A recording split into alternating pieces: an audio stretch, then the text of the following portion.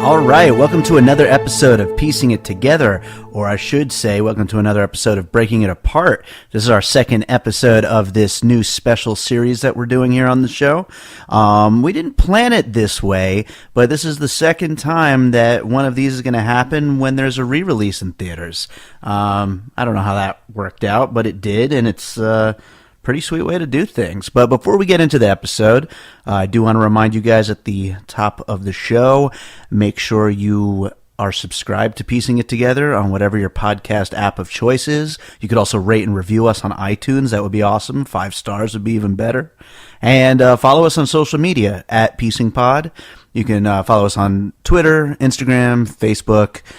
You could also join our Facebook group, Piecing It Together, a movie discussion group, which I'm still wanting a new name for, but we haven't figured one out yet. We will one of these days.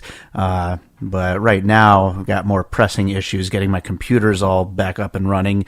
I told you a little bit about that last week during the 8th grade episode, and that's still happening. But, you know, we're kind of back up and running for the most part. Still got some issues I'm working out the kinks of. But it's kind of a perfect episode to talk about with my computer issues because my computer is basically turned into Hal and is trying to kill me, I think. But yeah, we are talking about 2001: A Space Odyssey. This is a Breaking It Apart, so of course we're doing the opposite direction of how Piecing It Together normally works. We're going to be looking at 2001 and figuring out what movies were inspired by it. Which is not exactly a difficult thing to do. It is difficult, though, to narrow it down more so, because there are so many movies that were inspired by 2001. I mean, the entire genre of sci-fi, as it exists, is basically, it's come from 2001. But as you'll hear in the conversation I have with returning guest Chris Cranock, who somehow, he did the Big Lebowski one with me too. So far, he is the only one who has done a Breaking It Apart episode with me, which is funny because when I first came up with the idea of doing some backwards episodes like this, I talked to Ryan Doherty about it, I talked to Chad Clinton Freeman about it, a couple other people as well. We'll get to those soon enough, but it just so happened to work out this way.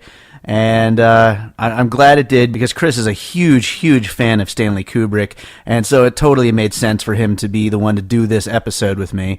And also, it gave him an opportunity to talk about an opportunity that he's had that has to do with Stanley Kubrick. So definitely listen for the end of our conversation where he gets into that. You're going to really want to hear this story. It's really pretty amazing. So without any further ado, I'd say let's jump right in and talk about 2001: A Space Odyssey.